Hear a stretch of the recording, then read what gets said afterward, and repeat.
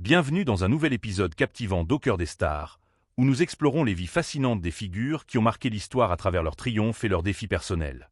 Aujourd'hui, nous plongeons dans le parcours extraordinaire de Michelle Obama, une femme qui, pendant des décennies, a incarné un pilier de force, de grâce et d'élégance.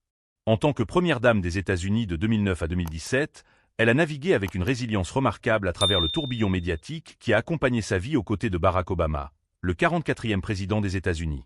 Derrière son sourire apaisant, son charisme naturel et son soutien indéfectible à son mari, un nuage de doutes et de rumeurs a plané, jetant une ombre intrigante sur leur union apparemment idyllique. À l'aube de sa 6e décennie, Michelle Obama a décidé de briser le silence, affrontant avec courage les spéculations qui ont longtemps entouré son mariage et rétablissant la vérité sur sa relation avec Barack, ainsi que sur leur vie partagée à la Maison-Blanche.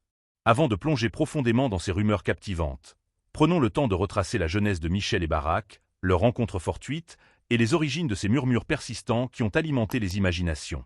Si vous êtes passionné par les récits des personnalités influentes qui ont façonné le monde, n'oubliez pas de liker cette vidéo et de vous abonner à notre chaîne pour plus d'histoires inspirantes. Allons-y.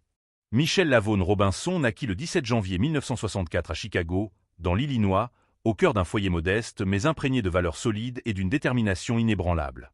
Elle était la fille aînée de Fraser Robinson III, un ouvrier dévoué travaillant dans une usine de traitement de l'eau de la ville, où il gravit les échelons jusqu'à devenir capitaine d'un bureau électoral démocrate, et de Marian Shields Robinson, une secrétaire au magasin Spiegel qui choisit de se consacrer pleinement à sa famille en tant que femme au foyer après la naissance de ses enfants.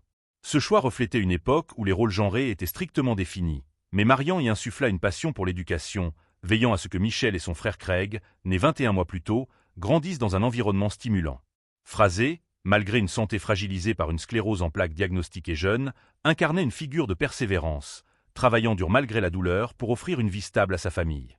Cette maladie, qui le força à utiliser une canne et limita ses mouvements, devint une source d'inspiration pour Michelle, qui jura de réussir pour honorer ses sacrifices.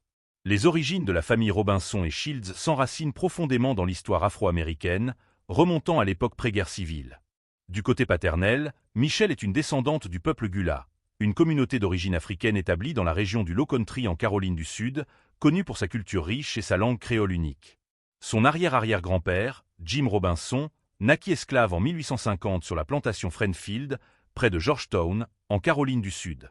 Libéré à l'âge de 15 ans après la guerre de sécession grâce à l'abolition de l'esclavage, il posa les bases d'une lignée qui prospéra malgré les défis de la reconstruction et de la ségrégation. Certains membres de cette branche familiale résidant encore aujourd'hui dans la région de Georgetown, préservant un lien tangible avec cet héritage à travers des traditions orales et des rassemblements familiaux annuels. Le grand-père de Michelle, Fraser Robinson Jr. construisit sa propre maison en Caroline du Sud avec ses mains, un symbole de son labeur, avant de s'installer avec sa femme, Lavone, à Chicago, où ils élevèrent leurs enfants dans un environnement urbain mais marqué par des racines rurales qu'ils chérissaient. Du côté maternel, l'histoire est tout aussi complexe et révélatrice des injustices historiques. L'arrière-arrière-arrière-grand-mère de Michelle, Melvinia Dozier Shields, naquit esclave en Caroline du Sud avant d'être vendue à Henry Walls Shields, un fermier possédant une exploitation de 200 acres dans le comté de Clay, en Géorgie, près d'Atlanta. Le premier fils de Melvinia, Dolphute Shields, né vers 1860 pendant l'époque de l'esclavage, était de descendance mixte, un fait qui attira l'attention des généalogistes. Des recherches approfondies, appuyées par des analyses ADN et des documents d'archives, suggèrent que le père probable de Dolphu était Charles Marion Shields, un fils de 20 ans du propriétaire de Melvinia. Des preuves, telles que la proximité géographique et les naissances subséquentes de 2 autres enfants métis après l'émancipation, indiquent que Melvinia et Charles auraient maintenu une relation au fil du temps. Après sa libération, Melvinia adopta le nom de famille Shields avant de le modifier ultérieurement, restant discrète sur l'identité du père de Dolphu face à sa famille, peut-être par peur des représailles ou par respect pour sa propre dignité. Après la guerre civile, Dolphu Shields et sa femme Alice s'installèrent à Birmingham, en Alabama, devenant les arrière-arrière-grands-parents de Michelle. Leurs descendants, dont les grands-parents de Michelle, migrèrent vers Chicago dans le cadre de la Grande Migration, tandis que d'autres s'établirent à Cleveland, dans l'Ohio, au cours du XXe siècle, illustrant les mouvements massifs des Afro-Américains vers les centres urbains du Nord en quête de meilleures opportunités. Michelle passa son enfance dans l'appartement supérieur d'une maison située au 7436 South Euclid Avenue, dans le quartier de South Shore à Chicago, loué par ses parents à sa grande-tante, qui occupait le rez-de-chaussée. Cet espace modeste, mais rempli d'amour et de chaleur, offrait un cadre traditionnel où Marian gérait le foyer tandis que Fraser travaillait. Les repas familiaux, souvent pris autour de la table à manger avec des plats simples mais savoureux comme le poulet frit et les haricots verts, étaient des moments de partage où les enfants apprenaient les valeurs de solidarité, de respect et d'effort. L'école élémentaire de Michel, située à quelques pâtés de maison, facilitait son accès quotidien, lui permettant de rentrer rapidement pour aider à la maison ou jouer avec Craig. La famille s'adonnait à des activités simples mais enrichissantes. Jeux de société comme le Monopoly, où Michel développait une stratégie redoutable, lecture passionnée de livres empruntés à la bibliothèque locale, et visites fréquentes des membres de la famille élargie, qui apportaient rire et histoire du passé. Michel reçut des cours de piano de sa grande-tante, une professeure talentueuse qui insistait sur la discipline, cultivant ainsi ses talents musicaux à travers une pratique régulière qui développa sa patience et sa concentration. La famille Robinson assistait régulièrement aux services religieux à l'église méthodiste unie de South Shore, un lieu où ils trouvaient réconfort et communauté, et partait parfois en vacances dans une modeste cabane à White Cloud, dans le Michigan, offrant un répit bienvenu au milieu des pins et des lacs. La santé déclinante de Frazé, atteinte de sclérose en plaques, eut un impact profond sur Michel. Cette maladie progressive, qui limita ses mouvements et le força à utiliser une canne dès ses 30 ans, incita sa fille à éviter les ennuis et à exceller académiquement, déterminée à honorer ses efforts et à offrir un avenir meilleur à sa famille. En 6e année, elle intégra une classe pour surdoués à l'école élémentaire Brun-Maur, plus tard renommée Bouchette Academy, où son intelligence brillait déjà, surpassant souvent ses camarades dans les débats et les projets. Elle poursuivit au lycée Whitney Young, le premier lycée à admission sélective de Chicago, établi comme une institution d'excellence pour les élèves talentueux, peu importe leur origine.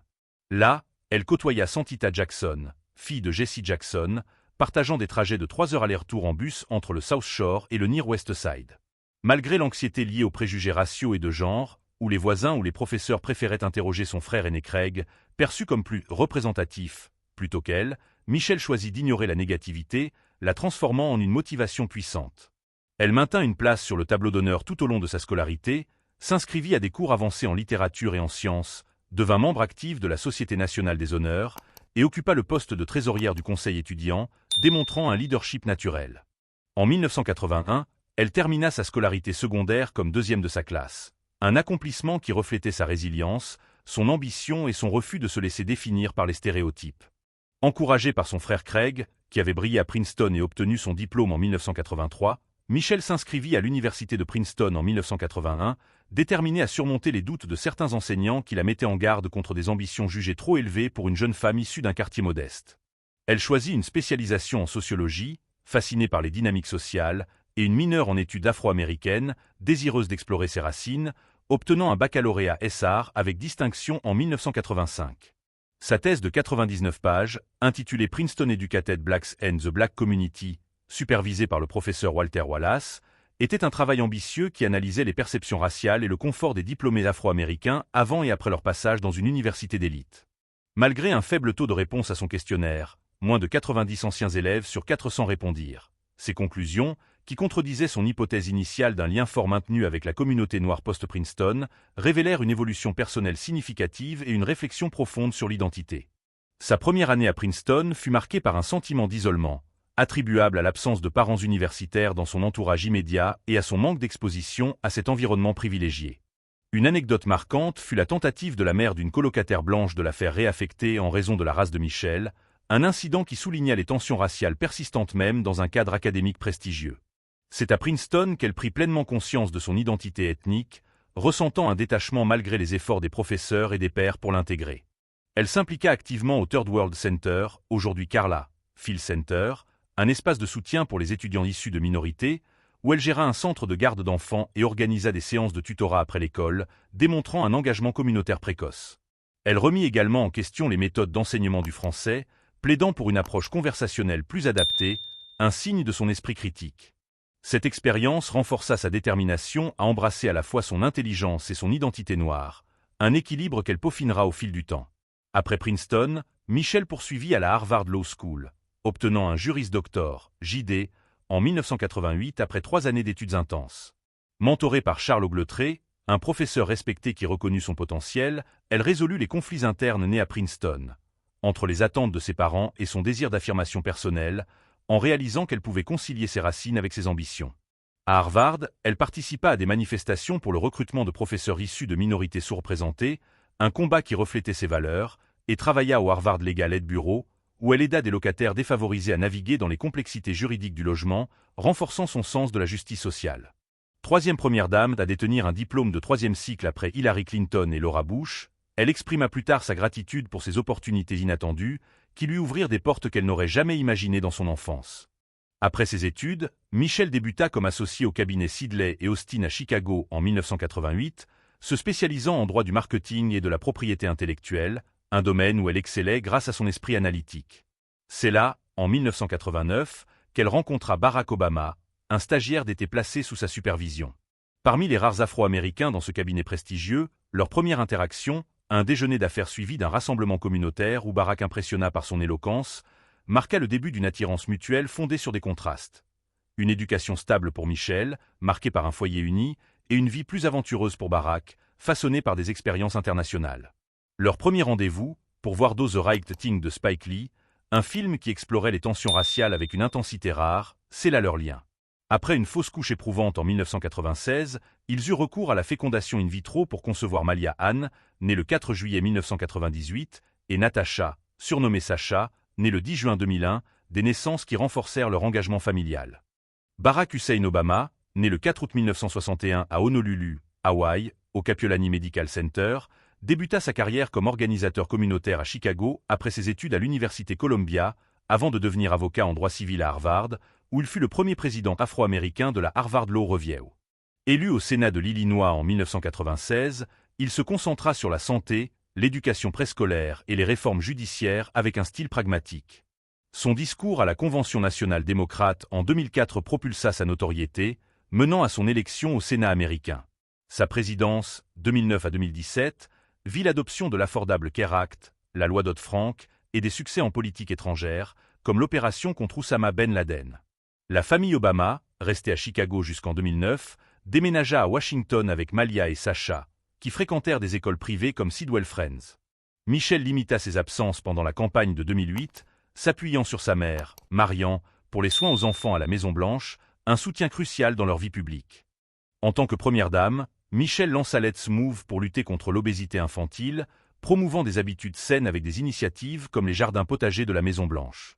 Elle dirigea Joining Force avec Jill Biden pour soutenir les familles militaires, Richie Gay pour encourager l'éducation supérieure, et Let Girls Learn pour les adolescentes mondiales, s'attaquant aux barrières éducatives. Elle excella aussi comme maîtresse de maison, organisant des événements d'État avec élégance, et renforça son impact par des discours médiatiques, comme celui à la Convention démocrate de 2016, où elle déclara « When they go low, we go high ». Malgré leur union solide, des rumeurs d'infidélité, notamment avec Sheila Miyoshi Yager dans les années 1980, ont circulé, alimentées par le livre Rising Star de David Garrow. Michelle a confirmé des défis conjugaux dans une interview avec elle, révélant une thérapie de couple pour renforcer leur lien. Bien que ni elle ni Barack n'aient confirmé ces allégations, leur franchise et leur engagement ont dissipé les doutes, renforçant leur image de couple résilient face aux pressions médiatiques. Le parcours de Michelle et Barack Obama inspire par sa force, son amour et son impact mondial. Partagez vos pensées en commentaire, likez, abonnez-vous et découvrez notre prochaine vidéo.